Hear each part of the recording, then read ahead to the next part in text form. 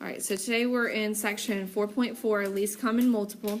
We're going to learn two methods for finding the LCM. Just like with GCF, we could list factors or do prime factorization. It's very similar, but with LCM, we can actually use multiples to find the LCM. Now, while I'll say that listing multiples is not necessarily the most practical way of finding LCM, it is very practical for finding LCD. Okay, so we are going to use this method to find LCD. We're just not typically going to use it to find LCM. Same thing, same concept overall. It'll make sense as we get deeper into the lesson. All right, so if we have the numbers 21 and 14, write them down. 21 and 14. All right, when I'm listing multiples, I always want to start with the larger of the two numbers. So which one's larger, 14 or 21? 21, obviously. So I start with the very first multiple, which is just the number. Now, does 14 go into 21 evenly? No. No, so I'm going to go to the next multiple. And how I know that is I add the same value to the current value. So 21 plus 21 is 42. Now, does 14 go into 42? Yes. Now, if you are confused or you're not sure exactly, what can you do to be sure that it would go evenly into it? Divide 42 divided by 14 in your calculators. If it's a whole number, then you know it's divisible. So yes, 42 is divisible by 14. So I'm going to list my multiples up to 42 and identify 42 as my LCM. Okay, go ahead and do the same thing for 3, 6, and 12. When I'm listing multiples, the multiple has to be common in all three of the numbers. All right, so which number did you start with listing multiples? You start with the biggest number. And if you started with the biggest number, it was pretty easy, huh? Because 6 goes into 12. And 3 goes into 12. 12 is actually my LCM. So now I just have to fill in my multiples up to 12. 3, 6, 9, and 12. And then circle 12s, and LCM is 12. All right, now on your homework tomorrow night, so obviously today's Wednesday, on your homework assignment tomorrow night, it's just going to say find the least common multiple. It's not going to tell you which method to use. I would caution you that even though they seem like small numbers, the lowest common multiple might actually be a really big number. So when you're finding LCM, I really would consider, unless it's a number like less than 12, you know, like these numbers, I would definitely consider using prime factorization, which is our second method, and we're going to talk about this one. So with prime factorization, let's say I have the numbers 42 and 66. Well, the prime factorization is the same as with GCF. I do my upside down division and I write out all of my prime factors. Make sure you have multiplication signs in between the numbers too when you list them. I'll talk more about that in a second, but I saw that on the quiz yesterday, a lot of people were using commas. These prime factors are multiplied together. All right, so that's important. Okay, so prime factorization, we list out our prime factors. Okay, now another good thing is we still group them the same way. Okay, so with GCF, we would group our common factors and write it one time in the GCF. We do the same thing for LCM. So actually, what is my GCF if I were finding it? It's 6. My GCF is 6. Now LCM, list each group one time in the listing, but now the last step is that we multiply in our leftover numbers. So really, LCM is GCF. It's just one more step at the end. Multiply in your leftover numbers, and then you get your LCM. All right. I'm not sure, you know, how this was discovered, but it does. This method was discovered, but it actually does work every time. And this is another example of why listing multiples is not practical. I mean, does it sound fun to you to list all the multiples of 66 up to 462?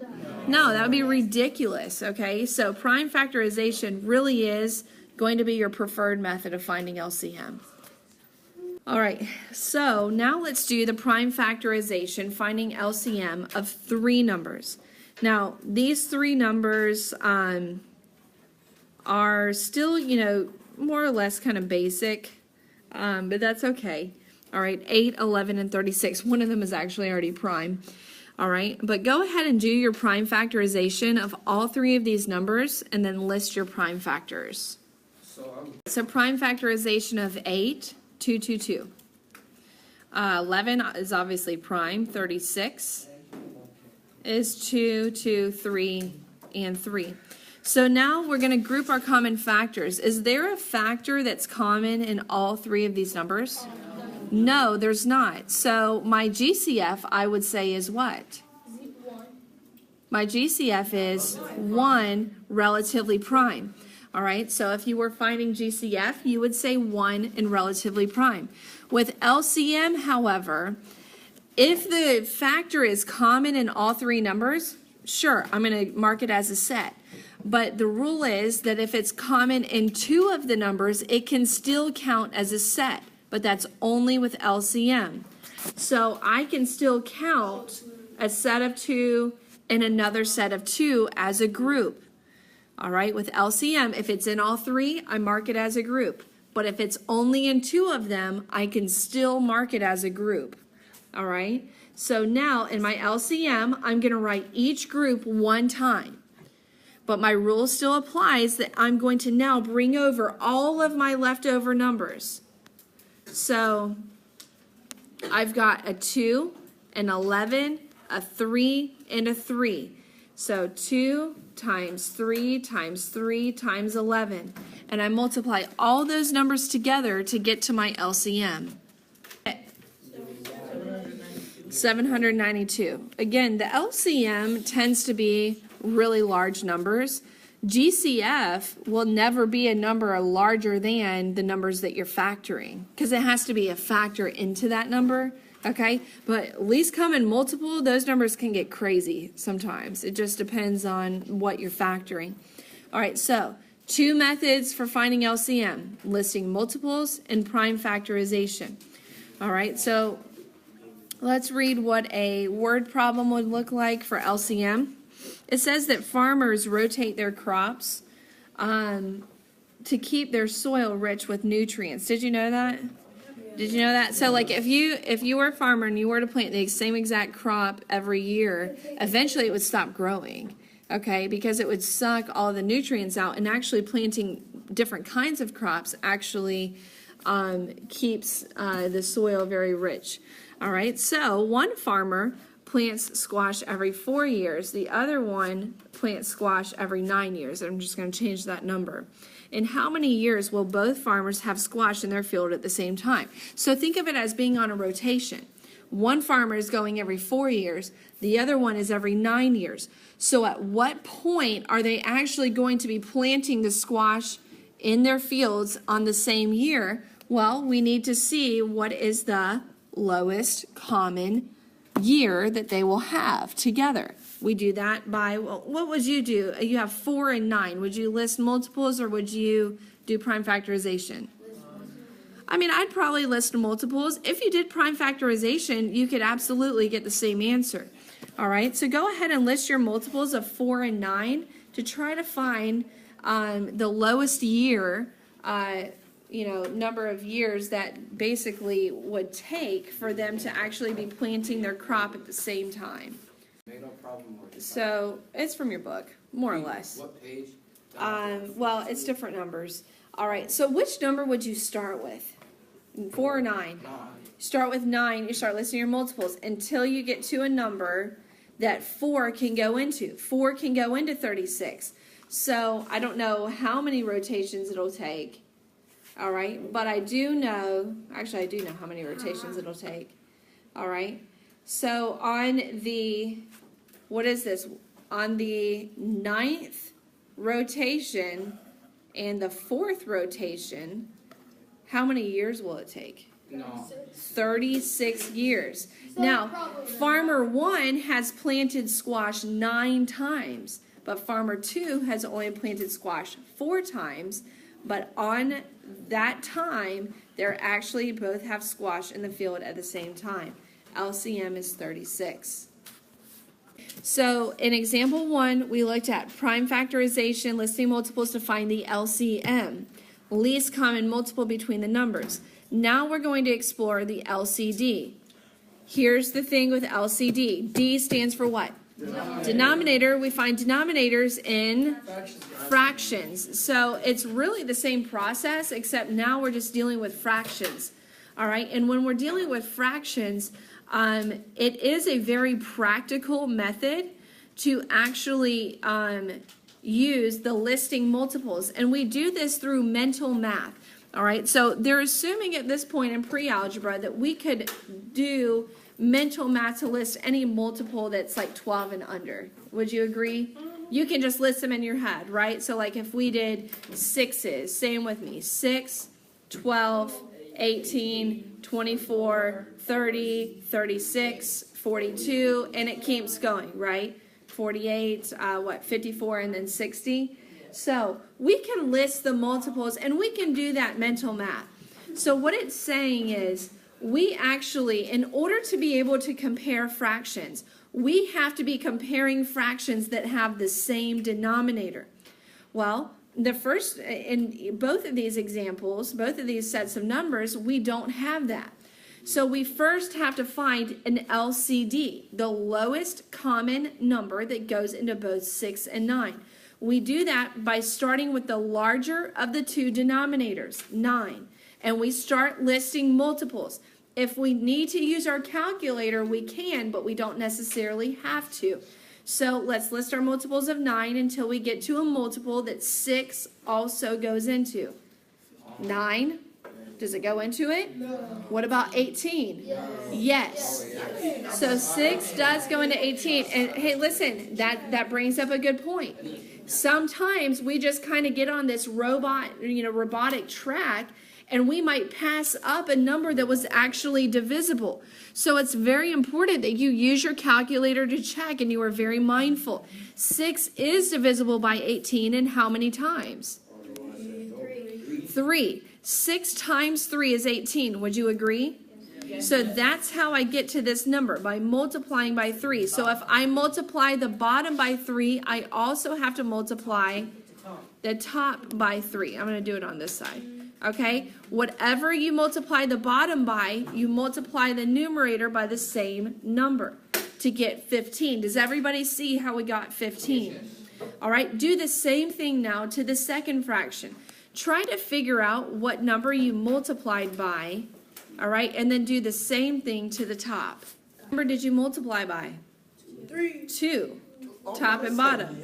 9 times 2 is 18, so 7 times 2 is 14. And now I can clearly see that which fraction is bigger? The one on the left, 15 over 18. But here's the important part. You have to answer your fraction back, or answer it in the original format, okay? So this whole thing would be your answer.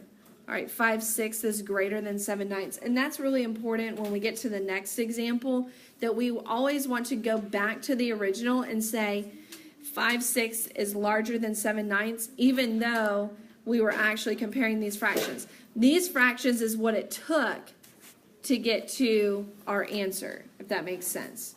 Okay? All right, so now let's do the second one. Find your LCD of both fractions. Okay, find your LCD, and then make your equivalent fractions from there. What is my LCD? What'd you find? 40. The LCD is 40. So 8 doesn't go into 20, so I have to go to my next multiple up. 8 does go into 40. How many times? 5 times. So 8 times 5 is 40. So what's 5 times 5? 25. All right. 20 times what is 40? 2. So 13 times 2 is 26. So now I can clearly see which one is bigger. I get it. 13 over 20. 13 over 20 is bigger.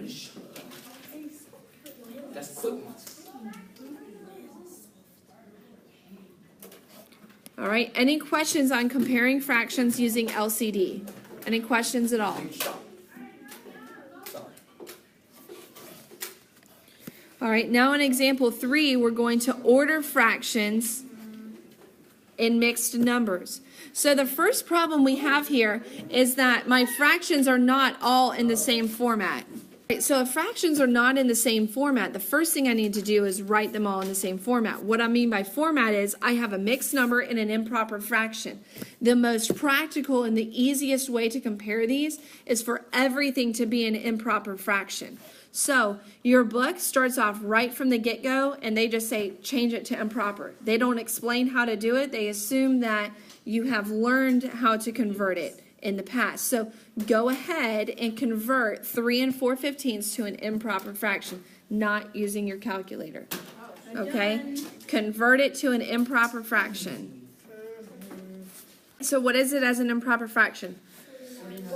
49 over 15. So here's what I do. If you're confused or maybe you forgot, you multiply the whole number times the denominator. 3 times 15 is how many? 45. And then you add the leftovers. Plus 4 is 49. So I have 49 over 15, 33 over 10, and I have a typo in there. It should be 19 over 6. That's going to make our life way easier. So go ahead and erase that and make it a 6.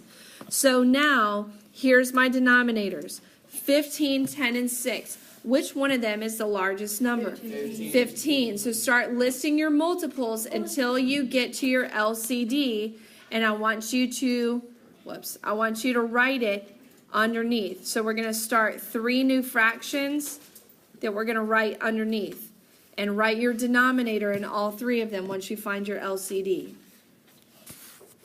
All right, so what's your LCD? 30. Very good. All right, so we've got 30. You know what? I'm just going to, hold on. I'm going to back up. Erase these. Okay, so I've got 30, 30, and 30. I need one more bar here. All right, so now 15 times what equals 30? Times 2. So 49 times 2 equals what? 98. 10 times what equals 30? 3. So 33 times 3 is 99. 6 times what equals 30?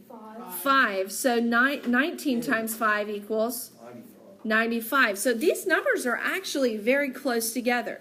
Now, when I write my answer, I must write the fraction in its original format. So that's why it's important that I keep, writing the same one under the same original.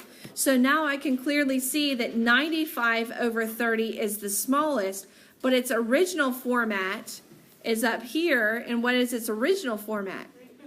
19 over 6. So I'm going to write that one first. 19 over 6.